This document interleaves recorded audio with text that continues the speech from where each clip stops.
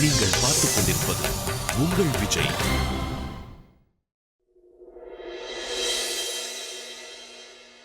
உங்களுக்கு இவ்வளவு நாள்ல இவ்வளவு வருஷங்கள்ல ஒரு தடவை கூட என் நினைப்பே வந்தது இல்லையா? உங்களுக்கு ஒரு பையன் இருக்கான்னு நீங்க என்னைக்கு யோசிச்சதே இல்லையா? இவ்வளவு பெரிய உலகத்துல நீங்க அவனை தனியா விட்டுட்டீங்க. என்ன மன்னிச்சிடு கரண். எனக்கு உன்னை பத்தி எதுவுமே தெரியாது. உன்னை பத்தின விஷயம் தெரியற வரைக்கும் நீ பிறந்தப்பவே இறந்துட்டேன்னு தான் நான் நினைச்சிட்டு இருக்கேன். ஆனா நீ உயிரோட இருக்கிறதா நினைச்சுதான் வாழ்ந்துகிட்டு இருந்தேன். நான் என்ன பாவம் பண்ணேன்னு என்ன நானே திட்டிக்கிட்டு இருப்பேன். கடவுள் உன்னை என்கிட்ட இருந்து பிரிச்சுட்டாரு. நீ உயிரோட இருக்கிற விஷயம் எனக்கு தெரிஞ்சிருந்ததுன்னா நான் நிச்சயம் உன்னை தேடி கண்டுபிடிச்சிருப்பேன். என்ன நம்பு கரண். எனக்கு எதுவுமே தெரியாது. என்ன நம்பு. இந்த விதியோட விளையாட்ட பாரு. எத்தனை வருஷம் கழிச்சு உன்னை என் கண்ணு முன்னாடி கொண்டு வந்து நிறுத்தி இருக்கு. இது விதியோட விளையாட்டுன்னு சொல்லாம வேற என்ன சொல்ல முடியும்? கரண், என்ன தப்பா நினைக்காதப்பா. இந்த தப்புக்கு நான் காரணம் இல்ல. ஏன் இப்படி எல்லாம் பேசுறீங்க? நான் எப்படி உங்களை வெறுக்க முடியும்? உங்களை சந்திச்சதுல ரொம்ப சந்தோஷமா இருக்கம்மா. என்ன சொன்ன? அம்மா,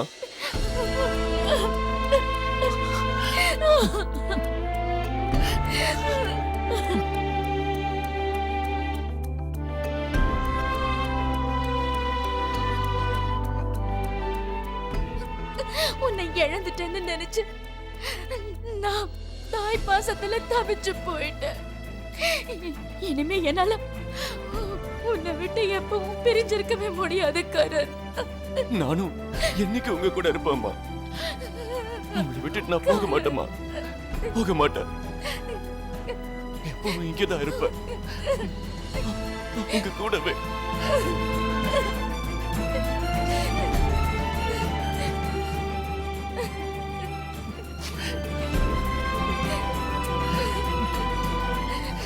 வா, உனக்கு நான் எல்லாரையும் இன்ட்ரோடியூஸ் பண்ணி வைக்கிறேன். சரிம்மா.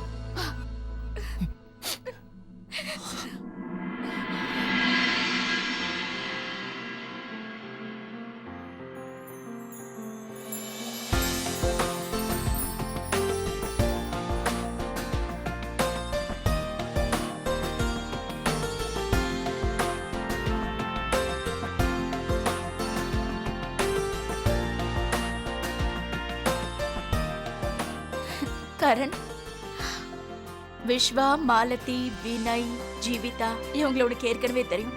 இவங்க என்னோட வசந்தி அண்ணி. விஸ்வா வினயோட அம்மா.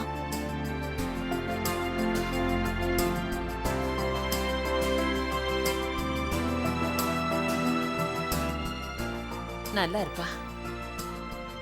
அப்புறம் கரண், இவன் என்னோட தம்பி சுந்தர். அது அவனோட வைஃப் காஞ்சனா. வணக்கம் கரண். உங்களை சந்திச்சதுல ரொம்ப சந்தோஷமா இருக்கு. அப்புறம் அண்ணி, ஒரு விஷயம் சொல்லி ஆகணும். உங்க பையன் பார்க்கிறதுக்கு அப்படியே சினிமா ஹீரோ மாதிரி இருக்காரு. ஆனா ரொம்ப சந்தோஷப்படாதீங்க, எங்க வீட்ல ஆல்ரெடி 2 ஹீரோ இருக்காங்க. இருந்தாலும் பரவாயில்ல, நம்ம வீட்ல இப்ப 3 ஹீரோ இருக்காங்க. அண்ணி, இன்னைக்கு எவ்வளவு சந்தோஷமான நாள்ல. இந்த சந்தோஷத்துல விளக்கு பூஜை இருக்கிறத நான் மறந்தே போயிட்டேன்ல. கரண், உனக்கு தெரியுமா, தீபாவளி முதல் நாள் விளக்கு இன்னைக்குதான் ஏத்துவாங்க. ஆனா அக்கா, நம்ம வீடு ஏற்கனவே பிரகாசமா தானே இருக்கு. ஏன்னா நம்ம வீட்டோட வெளிச்சம் இப்ப திரும்ப வந்தாச்சு. வட்டேரா குடும்பத்தோடைய வாரிசு வந்தாச்சு.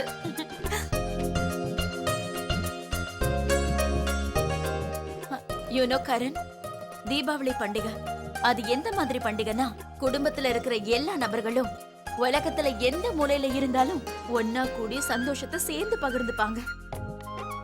எனக்கு இதை விட பெரிய சந்தோஷம் வேற என்னவா இருக்கும்? தீபாவளி நேரத்துல நான் ஒண்ணு சந்திச்சிருக்கேன். நான் ரொம்ப சந்தோஷமா இருக்கேன்.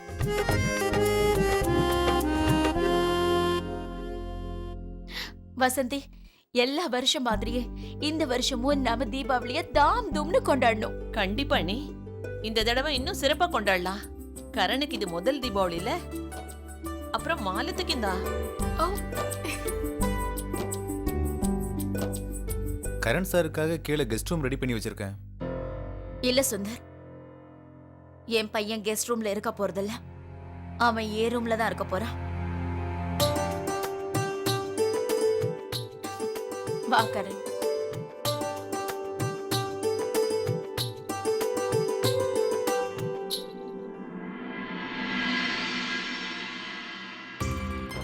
தம்பி எவ்வளவு நேரம் ஆகும்? இதை முடிச்சிடறாமா? சீக்கிரமா முடிப்பா. மாம், இதெல்லாம் எங்க வைக்கணும்? இப்போதைக்கு உன் ரூம்ல வச்சிருப்பா, அப்புறமா பாத்துக்கலாம். ஓகே, வா போலாம்.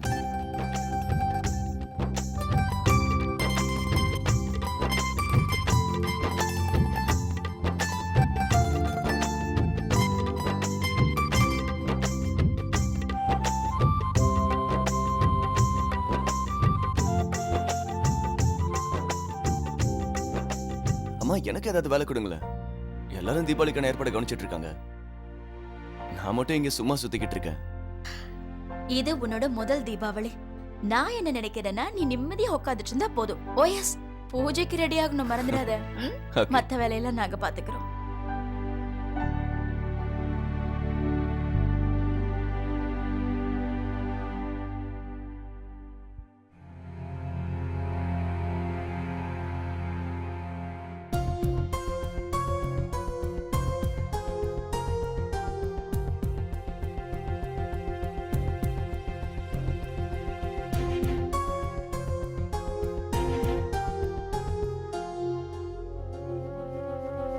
தாத்தா, நீங்க பிரேக்ஃபாஸ்ட் சாப்பிட்ட கீழே வரல. இந்தாங்க, நான் உங்களுக்கு இங்கே டிஃபன் கொண்டு வந்துட்டேன். தாத்தா, கரண் வீட்டுக்கு வந்த உடனே எல்லாமே நார்மல் ஆயிடுச்சு. பெரியம்மாவும் ரொம்ப சந்தோஷமா இருக்காங்க. ஒரு உண்மையை சொல்லட்டுமா? கரண் உண்மையிலே ரொம்ப நல்லவர். நீங்க அவரை கண்டிப்பா சந்திச்சே ஆகணும் தாத்தா.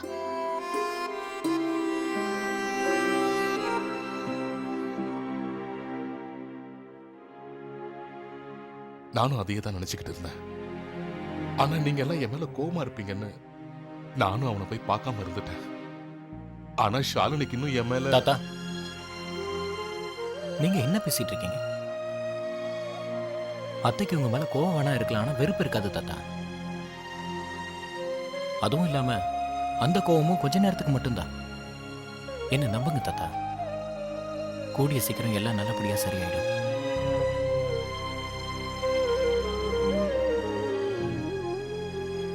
தாத்தா,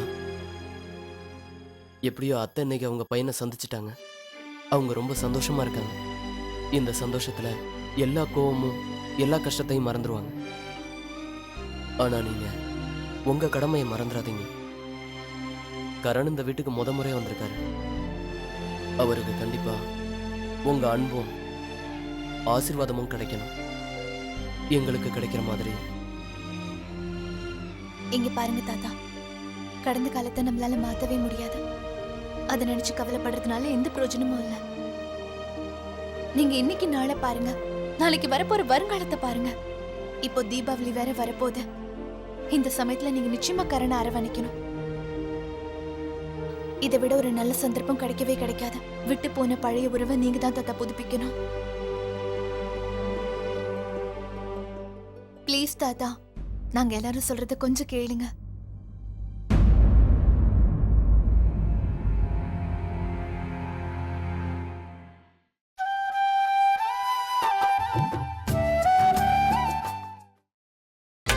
நீங்கள் பார்த்துக் கொண்டிருப்பது உங்கள் விஜய். பாட்டி பாட்டி, அம்மா இங்க பாருங்க, அப்பா எனக்காக எவ்வளவு பட்டாசு வாங்கி கொடுத்திருக்காருன்னு. நிறைய பட்டாசு வாங்கியிருக்காரு. இது லட்சுமி வெடி, அப்புறம் இதுதான் ரொம்ப special, Hanuman bomb. Hanuman bomb. இந்த பட்டாசுக்காரங்க என்னெல்லாம் பேர் வைக்கிறாங்க. ஹனுமான் பாம் பேர் வச்சா பிரேம பாம்னு வைங்க. பிரேமா பாம். என்ன பாம்னா சொல்றீங்க? ஆமா, பிரேம பாம். பாத்தீங்களா பாட்டி Hello. என்ன சொல்றாங்க? ஹலோ பாட்டி, என்னைக்காவது ஒரு Hello. நாள் இந்த பாம் வெடிச்சதுன்னா அப்ப தெரியும் உங்களுக்கு. ஆமா. அட 2 நிமிஷம் பேசாம இருங்களேன். மாலதி ஃபோன் பண்றா. மாலதிக்கா ஃபோன் பண்ணிருக்காங்களா? ஆ? சொல்லு மாலதி. பாட்டி, அங்க தீபாவளி ஏற்பாடுலாம் எப்படி போயிட்டு இருக்கு? நீங்க அந்த லட்டு அதிரசம் எல்லாம் ரெடி பண்ணிட்டு இருக்கீங்களா? அப்புறம் ரங்கோலி யார் போட போறாங்க இந்த வாட்டி? இத பாரு மாலதி, எல்லா வருஷமும் நீங்க 2 பேரும் தானே செய்வீங்க. ஆனா இந்த வருஷம் பிரேமா தான் அவ இடுப்பு வலிய தாங்கிக்கிட்டு வேலை செஞ்சாகணும். சரி, நீ சொல்லு, எப்படி இருக்க? உன் மாமியார் வீட்ல இது உனக்கு முதல் தீபாவளி இல்ல? அட, இங்க என்னென்னமோ நடந்துட்டு இருக்கு பாட்டி. அட கடவுளே, நீ நீ மறுபடியும் ஏதாவது தப்பு பண்ணிட்டியா? இல்ல பாட்டி, நான் எந்த தப்பு பண்ணல. என்ன சொல்றது பாட்டி? உங்களுக்கு அந்த கரண் ஞாபகம் இருக்கா? நம்ம வீடு திருப்பி கொடுத்தாரே. ஆமா ஆமா, கரணை எங்களால எப்படி மறக்க முடியும்? ஆமா, நான் அவரை பத்தின விஷயம் தான் சொல்ல போறேன்.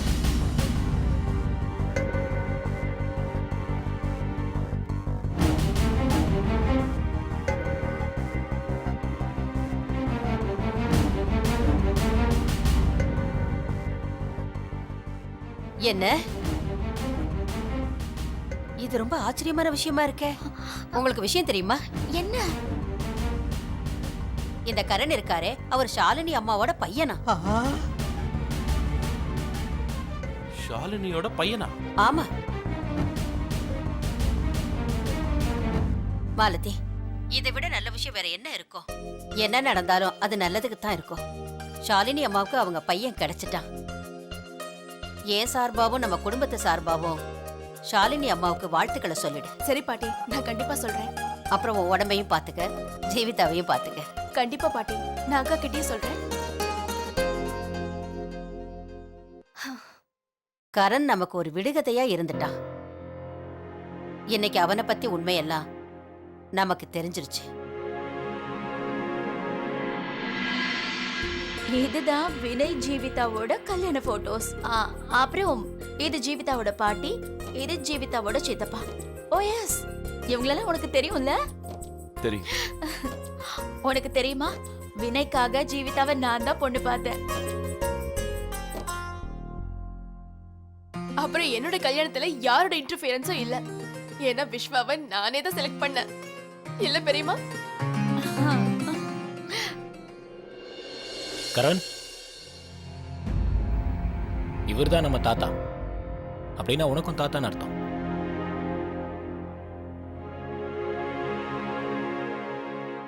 எப்படி பாருக்க? இல்ல வினய்,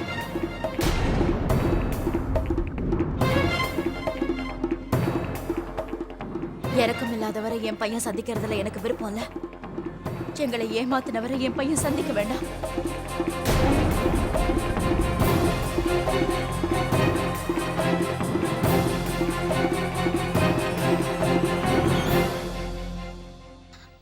என் பையன் உயிரோட இருக்கும் போதே அவன் இறந்துட்டான்னு போய் சொன்னாரு. அவராலதான் நான் இத்தனை வருஷமா என் பையனை பிரிஞ்சு வாழ்ந்துகிட்டு இருந்தேன். அப்படிப்பட்ட மனுஷனை என் பையனுக்கு நான் கண்டிப்பா அறிமுகப்படுத்த மாட்டேன்.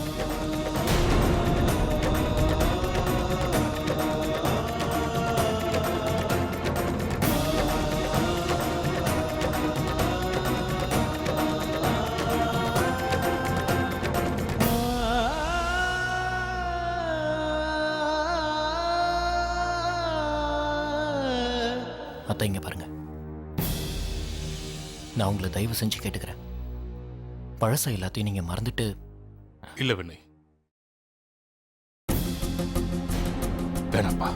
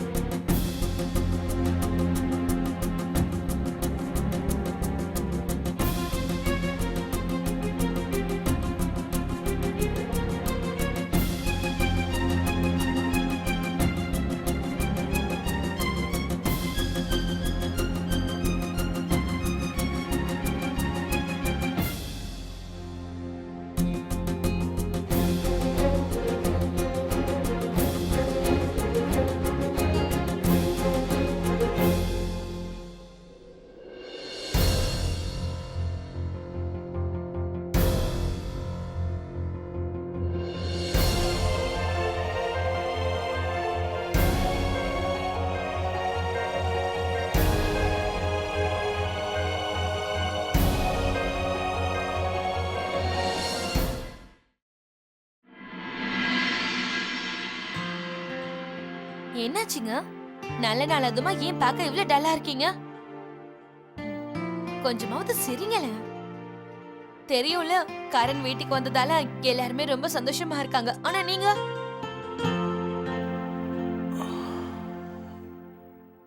கஞ்சனா, இப்போ கரணை பத்தி தான் யோசிக்கிறேன்.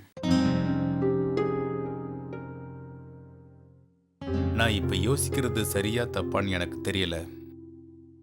ஆனா ஆனா என்ன ஆனா? எங்க அக்காவோட எமோஷன் பத்தி என்னால புரிஞ்சுக்க முடியுது. யாரு இறந்து போயிட்டான்னு இத்தனை வருஷம் நினைச்சுக்கிட்டு இருந்தாங்களோ அவனை இப்ப சந்திச்சிருக்காங்க.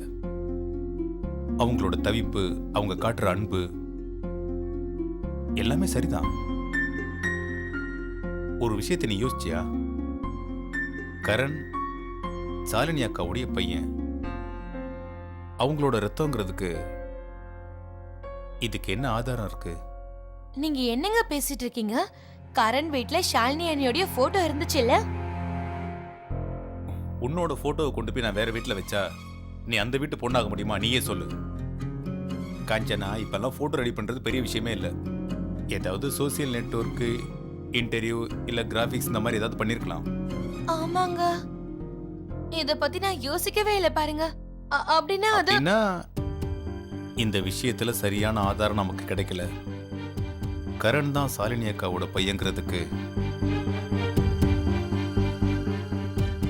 ஆதாரம் கிடைக்கிற வரைக்கும் நான் இதை ஏத்துக்க மாட்டேன். ஒருவேளை கரண் அவங்க பையன் இல்லைன்னு தெரிய வந்துச்சுன்னா நீ கொஞ்சம் யோசனை பண்ணி பாரு. ஷாலினி அக்காவோட நிலைமை என்ன ஆகும்? என்னால நீங்க சொல்றத புரிஞ்சுக்க முடியுது. ஆனா ஒரே ஒரு ரெக்வெஸ்ட், இன்னைக்கு எல்லாரும் வீட்ல ரொம்ப சந்தோஷமா இருக்காங்க.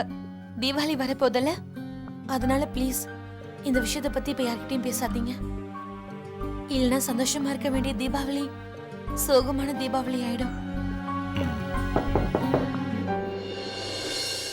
பூஜை ஆரம்பிக்க போறாங்க, உங்களை வர சொன்னாங்க. இதோ வரோம்.